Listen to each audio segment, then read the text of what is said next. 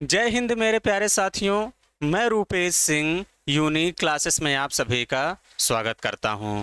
तो कैसे हैं आप सभी लोग? आई होप कि आप सभी लोग बहुत ही अच्छे होंगे और अपनी तैयारी में शानदार तरीके से लगे होंगे। तो देखिए फ्रेंड्स, मैं डेली की तरह एक बार आज फिर से हाजिर हूं शाम को आप सभी लोगों के लिए लेकर प्रीवियस ईयर क्वेश्चन जीके और जीएस के। जितने बच्चे आरपीएफ कांस्टेबल एसआई देने वाले हैं या यूपीपी का री एग्जाम देने वाले हैं, उनके लिए बड़ा ही बेनिफिशियल है। क्लियर है? सारे क्वेश्चन ही प्रीवियस ईयर है, इस बात का ध्यान देना फ्रेंड्स। मैं धीरे धीरे सब कुछ आपका यहाँ पे कवर करा दे रहा हूँ। तो चलिए शुरू करते हैं और आज के दिन का सबसे पहला क्वेश्चन देखते हैं आप सभी लोगों से क्या कह रहा है। तो देखिए फ्रेंड्स, सबसे पहला क्वेश्चन बड़ा ही बेहतरीन और शानदार है। और जो बच्चे नए हैं उनको बता दूं, मेरी डेली क्लास सुबह 9 बजे लाइव चलती है, जहां पे मैं आपको मैथ्स और रीजनिंग प्रैक्टिस जबरदस्त और बेहतरीन तरीके से करा रहा हूं। जो बच्चे नए हैं, चैनल को नहीं सब्सक्राइब किए हैं, जरूर कर लीजिए, आपको बहुत ही यहां से फायदा होने वाला है। तो चलिए शुरू करते हैं आज के दिन का सबसे पहला क्वेश्चन। क्वेश्चन कह रहा, भारत ने 1975 में पुरुषों की हॉकी विश्व कप जो है किसकी कप्तानी में जीता था? बलबीर सिंह, सुरजीत सिंह, अजीत पाल सिंह या चरणजीत सिंह? तो देखिए फ्रेंड्स, भारत ने 1975 में पुरुषों की हॉकी विश्व कप किसकी कप्तानी में जीता था? तो फ्रेंड्स, ये अजीत पाल सिंह की कप्तानी में जीता था, यानी सी ऑप्शन ही क्या होगा इस क्वेश्चन का करेक्ट आंसर होगा। क्लियर है? जितने बच्चे मुझे देख रहे हैं वो जहां भी बैठे हैं मेरे साथ बोलते चलें, ताकि उन्हें भी क्वेश्चन जो है बेहतरीन तरीके से याद हो जाए। क्लियर है? और देखिए फ्रेंड्स, 25 में आप लोग सबसे पहले आंसर को भी अपने मन में सोचना है। 25 में कितने क्वेश्चन सही किए ये भी लास्ट में कमेंट करके आप लोग जरूर बताइएगा। अगला क्वेश्चन देखिए आपसे क्या कह रहा है। क्वेश्चन कह रहा है, किस राज्य में ओणम त्योहार मनाया जाता है? केरल में, पंजाब में, ओडिशा में, तमिलनाडु में? तो देखिए फ्रेंड्स, किस राज्य में ओणम त्योहार मनाया जाता है? कहाँ मनाया जाता है? केरल में, यानी ए ऑप्शन क्या हो जाएगा इस क्वेश्चन का राइट आंसर होगा। क्लियर है? समझ गए होंगे। चलिए आगे बढ़ेंगे अगले क्वेश्चन की तरफ। हाँ, question number third. Question number third देखिए आप सभी लोगों से क्या कह रहा है। ये भी क्वेश्चन बड़ा बढ़िया है। क्वेश्चन कह रहा है, हीटर का जो मूल तत्व होता है वो किस पदार्थ का बना होता है? यानी जो हीटर है उसमें जो मूल तत्व यानी जो तार लगे होते हैं वो किसके बने होते हैं? नाइक्रोम के, टाइटेनियम के, इस्पात के या लोहे के? तो किसके बने होते हैं फ्रेंड्स? निक्रोम, यानी या इसी को नाइक्रोम बोला जाता है। ए ऑप्शन ही क्या होगा इस क्वेश्चन का करेक्ट आंसर होगा। चलिए आगे बढ़ेंगे अगले क्वेश्चन की तरफ। क्वेश्चन नंबर 4 देखिए। क्वेश्चन नंबर 4 आपसे क्या कह रहा है यहाँ पे। क्वेश्चन कह रहा है, एक राज्य के मुख्यमंत्री जो है किसके प्रति जवाबदेह हैं? विधानसभा के, प्रधानमंत्री के, राज्यसभा के या राज्यपाल के? यानी एक राज्य का जो मुख्यमंत्री होता है ये किसके प्रति जवाबदेही होता है? ये आपसे पूछा गया, तो किसके प्रति होता है? विधानसभा के, यानी ए ऑप्शन क्या होगा इस क्वेश्चन का राइट आंसर होगा। क्लियर है? हाँ, चलिए आगे बढ़ेंगे अगले क्वेश्चन की तरफ। क्वेश्चन नंबर 5 देखिए फ्रेंड, क्वेश्चन नंबर 5 आप सभी लोगों से यहाँ पे क्या कह रहा है, बड़ा ही बेहतरीन है। बर्मा की मुद्रा क्या है? तो देखिए फ्रेंड्स, एक बात का ध्यान देना, आपसे मुद्रा पूछेगा, प्रधानमंत्री पूछा गया है, यानी इस तरीके के खेल से संबंधित यहाँ से एक आइडिया ये भी मिलता रहेगा किस टॉपिक से एग्जामिनर पहले क्वेश्चन पूछा गया है, उसी हिसाब से आपको तैयारी को अपने जारी रखना है कंटिन्यू। बर्मा की मुद्रा क्या है? क्यात है, क्रोनर है, फ्रैंक है या पेसो है? तो कौन सा है फ्रेंड्स? बर्मा की जो मुद्रा है क्या है? क्यात है, यानी ए ऑप्शन ही क्या हो जाएगा इस क्वेश्चन का राइट आंसर होगा। क्लियर है? चलिए आगे बढ़ेंगे अगले क्वेश्चन की तरफ। हाँ, क्वेश्चन नंबर 6। क्वेश्चन नंबर 6 देखिए फ्रेंड्स, ये भी बड़ा इंपॉर्टेंट है, कई बार एग्जाम में पूछा गया कि जो साफ आकाश नीला क्यों दिखाई देता है? प्रकाश का हस्तक्षेप, प्रकाश के परावर्तन के कारण, या प्रकाश के अपवर्तन के कारण, या प्रकाश के प्रकीर्णन के कारण? तो देखिए फ्रेंड, जो आकाश है जब ये साफ रहता है तो नीला क्यों दिखाई देता है? तो इसका रीजन क्या फ्रेंड्स? प्रकाश का प्रकीर्णन, यानी डी ऑप्शन क्या हो जाएगा? डी ऑप्शन ही इस क्वेश्चन का राइट आंसर होगा। क्लियर है? हाँ, चलिए आगे बढ़ेंगे अगले क्वेश्चन की तरफ। क्वेश्चन नंबर 7 देखिए फ्रेंड्स, ये भी क्वेश्चन कई बार आप लोगों के एग्जाम में पूछा गया है, बड़ा ही इंपॉर्टेंट बनता है। और क्वेश्चन आपसे कह रहा है, इंडिका नामक पुस्तक किसने लिखी है? अबुल फजल ने, मेगस्थनीज ने, या इनमें से कोई विकल्प नहीं, या फाहियान ने? तो किसने लिखा है फ्रेंड्स? मेगस्थनीज ने लिखा है, यानी बी ऑप्शन। कौन सा ऑप्शन हो जाएगा? बी, यानी बी ऑप्शन ही क्या होगा इस क्वेश्चन का राइट आंसर होगा। क्लियर है? चलिए आगे बढ़ेंगे अगले क्वेश्चन की तरफ। क्वेश्चन नंबर 8 देखिए फ्रेंड, क्वेश्चन नंबर 8 आप सभी लोगों से यहाँ पे क्या कह रहा है, ये भी क्वेश्चन बड़ा बढ़िया है। क्वेश्चन आपसे कह रहा है, भारत के संविधान की संसदीय प्रणाली को कहां से लिया गया था? यानी जो भारत में संसदीय प्रणाली है ये कहां से लिया गया है? कनाडा से, ब्रिटेन से, रूस से, यूनाइटेड स्टेट ऑफ अमेरिका से। तो भारत के संविधान की जो संसदीय प्रणाली है ये कहाँ से लिया गया है फ्रेंड्स, ये बताना है। तो ये कहाँ से लिया गया है, ब्रिटेन से लिया गया है, यानी बी ऑप्शन क्या होगा इस क्वेश्चन का राइट आंसर होगा। क्लियर है। हाँ चलिए आगे बढ़ेंगे। क्वेश्चन नंबर 9, देखिए क्वेश्चन नंबर 9 आपसे क्या कह रहा है। देखिए क्वेश्चन नंबर 9 बड़ा बढ़िया है। क्वेश्चन आपसे कह रहा है कि 18वें एशियाई खेल के समापन समारोह में भारत का कौन सा भारतीय खिलाड़ी ध्वजवाहक था। विनेश फोगाट, राही सरनोबत, रानी रामपाल या बजरंग पुनिया। तो 18वें एशियाई खेल के समापन समारोह में भारत का कौन सा भारतीय खिलाड़ी ध्वजवाहक था। देखिए फ्रेंड 2019 में एशियाई खेल से क्वेश्चन जरूर पूछा गया था, तो इस बार देखने को जरूर मिलेगा, यानी इसका आंसर हो जाएगा रानी रामपाल। यानी उस समय कौन थी फ्रेंड्स, रानी रामपाल जो है ध्वजवाहक थी। इस बात का ध्यान देना 18वें एशियाई खेल के समापन समारोह की। आगे बढ़ेंगे अगले क्वेश्चन की तरफ। क्वेश्चन नंबर 10, देखिए क्वेश्चन नंबर 10 ये भी बड़ा बेहतरीन है। क्वेश्चन आपसे कह रहा है जो खजुराहो मंदिर है ये भारत के निम्नलिखित में से किस राज्य में स्थित है।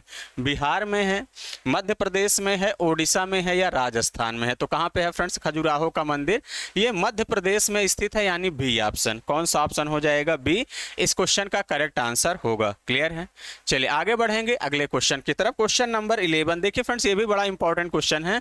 कह रहा ताजमहल किस नदी के किनारे बना है। यानी ऐसे ही आप लोगों से पूछा जाएगा कि कौन सी या कौन सा शहर किस नदी के किनारे बसा है। अभी हमने 5 मिनट के शो में ये वीडियो डाला था, जो बच्चे नहीं देखे हैं जाके देखिएगा, मजा आएगा। ब्रह्मपुत्र, नर्मदा, यमुना, गंगा। तो देखिए फ्रेंड ताजमहल किस नदी के किनारे बना है, तो ये यमुना नदी के किनारे बना है, यानी सी ऑप्शन क्या हो जाएगा आपका इस क्वेश्चन का राइट आंसर होगा। चलिए आगे बढ़ेंगे अगले क्वेश्चन की तरफ। क्वेश्चन नंबर 12, देखिए फ्रेंड क्वेश्चन नंबर 12 आपसे क्या कह रहा है। क्वेश्चन 12 कह रहा है निम्नलिखित में से किसने भारतीय राज्य के मुख्यमंत्री के रूप में कार्य कभी नहीं किया है।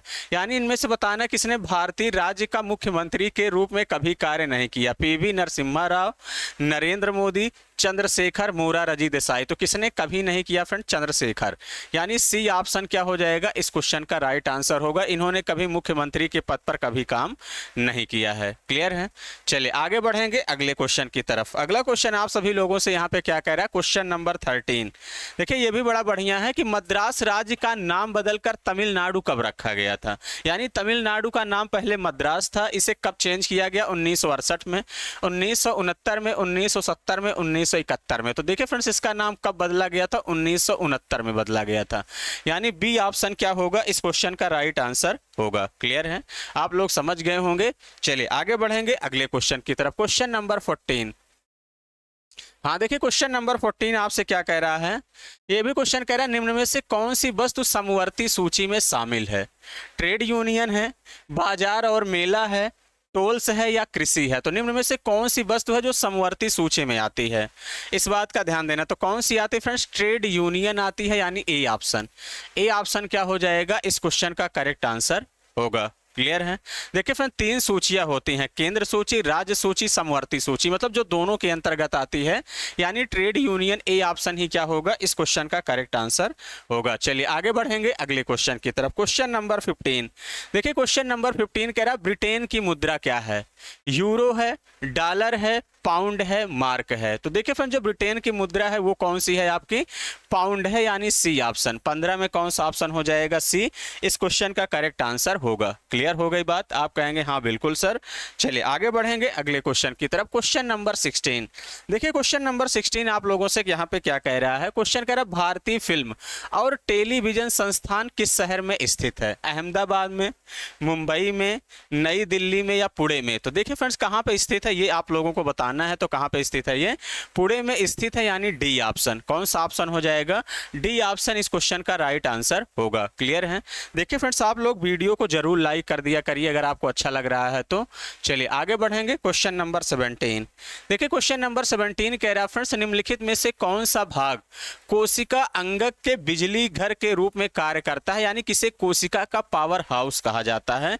ये आप सभी लोगों के एग्जाम में कई बार पूछा गया है। राइबोसोम को, लाइसोसोम लाइसोसोम को, साइटोप्लाज्म को या माइटोकॉन्ड्रिया को? तो देखिए फ्रेंड्स, जो बिजली का पावर हाउस यानी किसे कहा जाता है? माइटोकॉन्ड्रिया को कहा जाता है। डी ऑप्शन, डी ऑप्शन ही क्या होगा इस क्वेश्चन का राइट आंसर होगा। क्लियर है? हाँ, चलिए आगे बढ़ेंगे अगले क्वेश्चन की तरफ। क्वेश्चन नंबर 18, देखिए फ्रेंड क्वेश्चन नंबर 18 आपसे कह रहा है निम्नलिखित में से किन राज्यों में द्विपक्षीय बाईकैमरल विधानसभा नहीं है? यानी कहाँ पे पक्ष और विपक्ष नहीं है, ये आपको बताना है। कर्नाटक में, उत्तर प्रदेश में, बिहार में, तमिलनाडु में। तो ऐसा कौन सा राज्य है जहाँ द्विपक्षीय विधानसभा नहीं है?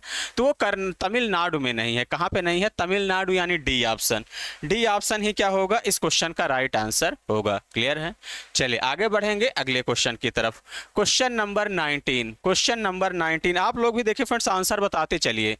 क्वेश्चन कह रहा सूरज कुंड अंतरराष्ट्रीय शिल्प मेला प्रतिवर्ष किस राज्य में मनाया जाता है? हरियाणा में, गुजरात में, महाराष्ट्र में, तमिलनाडु में। तो सूरज कुंड अंतरराष्ट्रीय शिल्प मेला प्रतिवर्ष किस राज्य में, यानी आपको कह रहा है किस राज्य में मनाया जाता है? फ्रेंड्स ये मनाया जाता है हरियाणा में, यानी ए ऑप्शन क्या होगा इस क्वेश्चन का करेक्ट आंसर होगा। क्लियर है?